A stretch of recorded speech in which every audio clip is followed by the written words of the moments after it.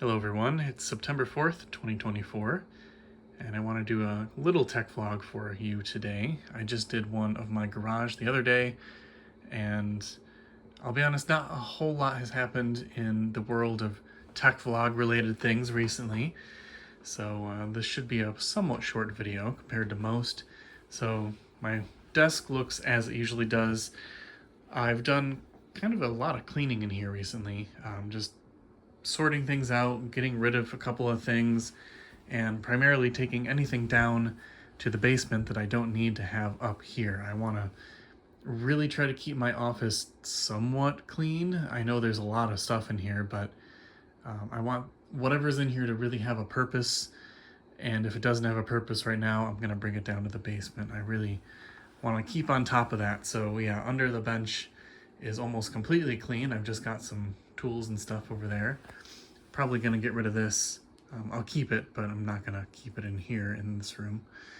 So yeah, the workbench looking a little different than last time, I think. I had some more of these little white metal shelves, so I added two of those, one over there, just to get things, utilize some of the vertical space. And underneath over here, because I'm doing a lot more soldering and needing this power supply more and more these days, I've made them permanent fixtures on the bench. They kind of tuck nicely under there, and they're always plugged in, always ready to go. So that was a pretty, I was glad that they fit where they did. And yeah, I mean, there's a lot of stuff here, but it's pretty organized and very useful. Nothing is here that doesn't need to be here. And yeah, I guess that's it for this. That's all that's going on. I just tripped over my chair. That's all that's going on up here. This light bar, by the way, I got this from a garage sale for like $5, and I think it's gonna work, but it's a barrel jack, but it's like extra long. Like most barrel jacks are a certain length. I don't know what they are, and this one is like 1.5 times that length. It's weird. So yeah, don't know how to go about that just yet. Before we go downstairs, I've picked up this.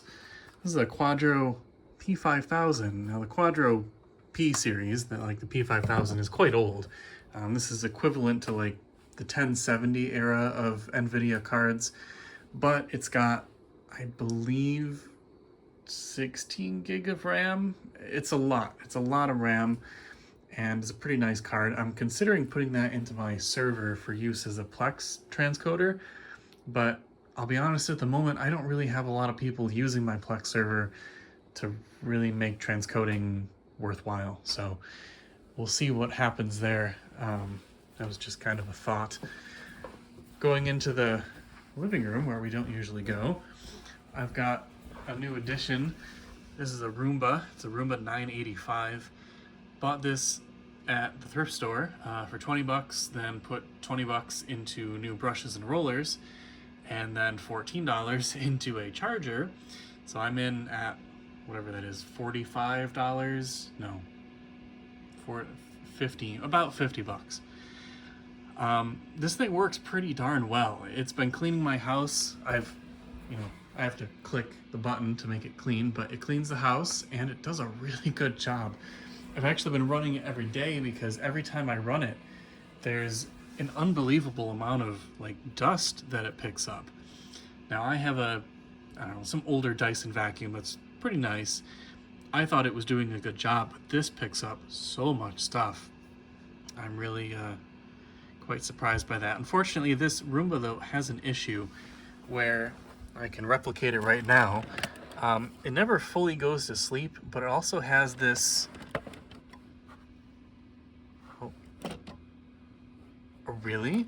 Is this really going to be the one time that it... Oh, what's it doing? Go home. Well, I don't know what happened. That's kind of the first time it's ever not just worked.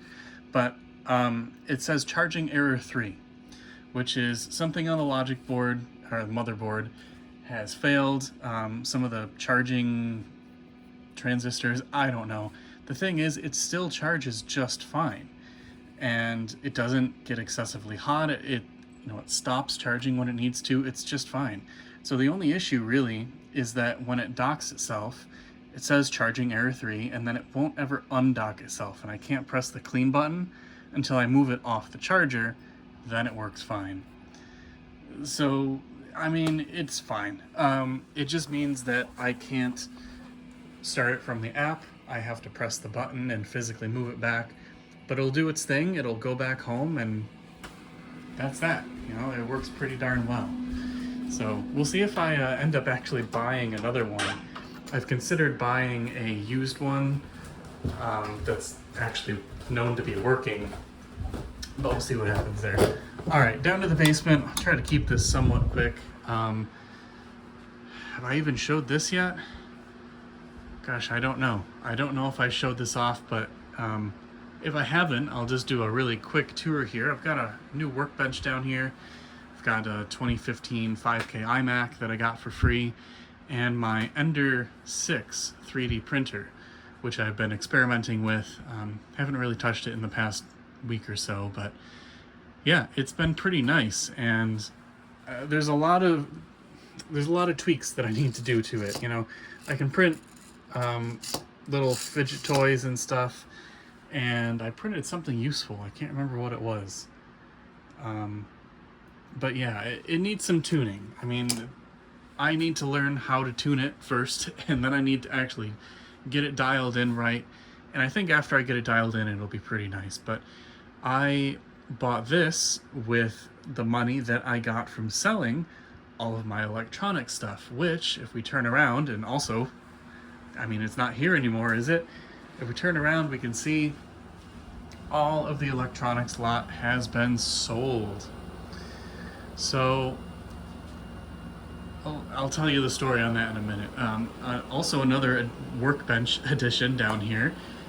Just got this, and it's on these flip down wheels, so you move it up, and then if you put all of them down, it goes right on the ground. You push it down, and then you can move the whole bench around, which is nice because this is a really heavy duty tabletop. And I'm gonna have that down here. I'm gonna get rid of this table and chairs. I really don't like the table and chair set. I'm gonna do this, get a couple of chairs for this, and then this will end up being a really nice movie, game room, just hangout room. How much I use it, I don't really know, but at least I'll have it if I want to use it. So anyway, yeah, the whole electronics lot is gone. I sold it to 3 different people. One guy came and took a bunch of stuff. He works on vintage radios. The other guys, I'm not really sure what they do, to be honest with you. But the first guy took 70 bins. Another guy took like 10. It wasn't very much. And the last person took 300, probably about 215 bins, maybe 200. Let's say 200 bins from here. And that was the last of the lot. So in summary, I mean, I sold about 300 bins of stuff. I ended up keeping about 40 total, and then kind of merged them into my own collections, and got rid of stuff that was just really truly junk. And now it's all gone. So I finally have my basement room back. Now, it all worked out fine. I made my money back and then some. As I said, I bought that 3D printer with some of the money that I made. So all in all, I was up about $800 from the whole thing. So that takes into account the lot that I guess I'll just tell you what I paid for it. I paid $500 for that lot. I paid $65 for the U-Haul, and then a couple other storage bins and stuff that I purchased. So I was in for about $600, $650. I'd say $600. And then I don't remember what the math was on that, but I ended up with $800 profit total. So made pretty good money off of that. I am very happy. I'm happy that it went to people who could use it. The people who bought it were very excited for everything, which is exactly what I wanted to see. And what they do with it, I don't know, but at least it is out of my hair. Now, what am I trying to say? As I started taking pictures of the things and inventorying things, I soon realized this task of getting things listed and sold was going to be absolutely immense. I mean, it's going to take a group of people several months to go through it. There's just so much stuff. And as I'm learning more about myself and how I am with my ADHD, I've really come to realize that that probably wasn't going to be a good thing for me to have in my basement. Basically, if I wasn't on top of it every single day, it was going to end up sitting there and not making any money. So I decided the right thing to do was to keep what I wanted, sell the rest, and that worked out quite well. So I will not be doing that again. Now, if there's a lot of, I don't know, beige computers, those I'm 100% interested in. I would buy those. I don't care what's there. I'll find a way to sell them. I'll bring them to VCF. But with the components being what they were, electronic components, things that I didn't even know what they were, that wasn't really the best thing I could have purchased. But I did get a lot of good stuff out of it. There's an old Toshiba laptop in there that I'm really excited about. And lots of RAM, lots of brand new SCSI drives, IDE drives, all sorts of stuff. So that is what happened there. And I'm just kind of glad it's over, to be honest. I need to learn to not get into big projects like that unless it's something I'm 100% dedicated to. And that lot of stuff just wasn't it. So that's what I got going on. Yeah, not a whole lot else has changed. I've just been hanging out, doing some projects. I showed you the garage, and that's about it. So there, that's a pretty short tech vlog. Thank you all very much for watching. I'm very appreciative to those of you who watch all the way to the end. It makes me feel as though my ramblings are in any way important. So that's always nice. Yeah, that's it. Thanks for watching. We'll see you in the next one.